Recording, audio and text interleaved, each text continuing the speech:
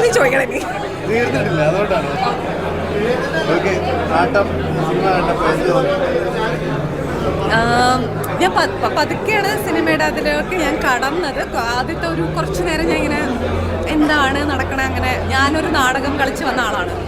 അപ്പോൾ എനിക്ക് അതാണോ എന്താണിതെന്ന് അങ്ങനെയാണ്. പക്ഷേ പതുക്കെ സിനിമയുടെ സബ്ജക്റ്റ് എന്ന് പറയണത് ഏതൊരാൾക്കാർക്കും ഏത് ജോലി ചെയ്യുന്ന സ്ഥലത്തും വീട്ടിലും എവിടെയാണെങ്കിലും മനുഷ്യർ എത്തിപ്പെട്ട് പോണ ഒരു സിറ്റുവേഷനാണ് അതിലുള്ളത്. അപ്പം സെക്കൻഡ് ഹാഫ് ആകുമ്പോൾ ഭയങ്കര എൻഗേജിങ് ആവാൻ തുടങ്ങും. പിന്നെ അത് മാത്രമല്ല, നമുക്ക് ആ ഒരു ക്യൂരിയോസിറ്റി എന്താ സംഭവിച്ചത് അതൊക്കെ അറിയാനുള്ള ഒരു തോന്നിപ്പിക്കുന്ന അതറിയാൻ വേണ്ടിയിരിക്കുന്നു.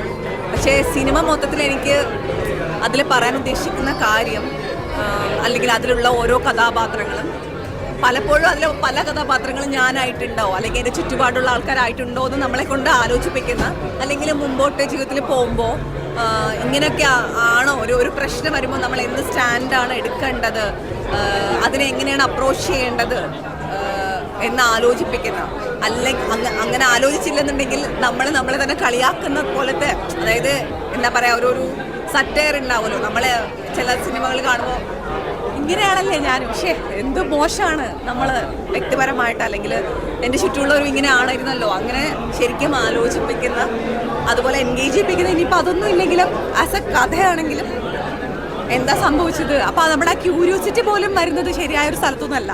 അപ്പോൾ അതുകൊണ്ട് തന്നെ അതിൻ്റെ എൻഡിങ്ങും ഭയങ്കര ഇൻട്രസ്റ്റിംഗ് ആണ്. അങ്ങനത്തെ ഒരു ക്യൂരിയോസിറ്റി ആണോ നിങ്ങൾക്ക് ശരിക്കും വേണ്ടത് എന്ന് ചോദിപ്പിക്കുന്ന അങ്ങനത്തെ നല്ല സിനിമയാണ്.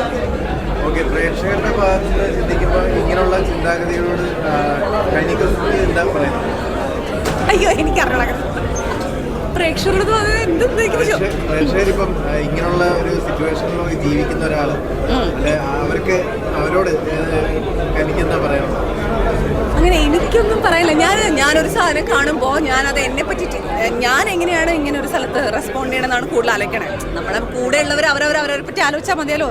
നമ്മളെല്ലാവരും അവരവരുടെ കാര്യം നോക്കിയാൽ തന്നെ കുറേ ശരിയാവുമല്ലോ. ഞാനിനി മറ്റുള്ളവരെ എന്ത് പറഞ്ഞു കൊടുക്കണം എന്നല്ല ആലോചിക്കണേ. എവിടേക്കാണ് ഞാൻ എൻ്റെ ജീവിതത്തിൽ അങ്ങനെ ഒരു ജംഗ്ഷൻ അല്ലെങ്കിൽ ഒരു പ്രശ്നത്തിൽ ഫേസ് ചെയ്യുന്ന ചുറ്റുമുള്ള ആൾക്കാരോ അല്ലെങ്കിൽ നമ്മൾ തന്നെ ആയിരിക്കുമ്പോഴോ നമ്മൾ എങ്ങനെയാണ് അതിനെ അപ്രോച്ച് ചെയ്യണമെന്ന്, ഞാൻ എങ്ങനെ അപ്രോച്ച് ചെയ്യുന്നതെന്ന് എന്നെ ചിന്തിപ്പിക്കുകയും എന്നെ തന്നെ ക്രിട്ടിസൈസ് ചെയ്യാൻ എനിക്ക് കിട്ടുന്ന ഒരു അവസരം ചിലപ്പോൾ ഇങ്ങനെ ഒരു സിനിമ കാണുമ്പോഴായിരിക്കും. അങ്ങനെ എനിക്ക് അല്ലാണ്ട് എനിക്ക് വേറെ ഒത്തിരി വ്യത്യസ്തമായിട്ട് ചിന്തിക്കുന്ന ഒരു ഫാമിലി എന്ന് വരുന്നു, ഒത്തിരി വ്യത്യസ്തമായിട്ട് ചിന്തിക്കുന്ന ഒരു വ്യക്തിത്വം ഉണ്ട്. അപ്പൊ അതുകൊണ്ട് ചോദിച്ചതാണ്. ഇല്ല, എനിക്കങ്ങനെ ആളുകളോട് ഞാൻ എന്തിനാ പറയണത്, അത് ആ സിനിമ തിരക്കഥാകൃത്തും സംവിധായകനും എല്ലാവരും ആക്ടേഴ്സ് എല്ലാവരും ചേർന്ന് സിനിമയുടെ ഭാഗമായ ഓരോ മനുഷ്യരും ചേർന്ന് അങ്ങനെ ഒരു കഥ നമുക്ക് കാണിച്ചതല്ലേ. അപ്പം അതിൽ ഞാൻ വേറൊരാളടുത്ത് അത് പോയിട്ട് എന്ന് പറയേണ്ട കാര്യമില്ല, അവർ തന്നെ പറയുകയാണ്. അപ്പം ഞാൻ അതിൽ എനിക്കെടുക്കാനുള്ള, ഞാൻ ആസ് എ പേഴ്സൺ അല്ലെങ്കിൽ എൻ്റെ വ്യക്തിത്വത്തിൽ ഞാൻ ബെറ്റർ ആക്കാൻ എന്താണ് ചെയ്യാൻ പറ്റുകയെന്ന് എന്നെ കൊണ്ട് ആലോചിപ്പിക്കും ഈ സിനിമ.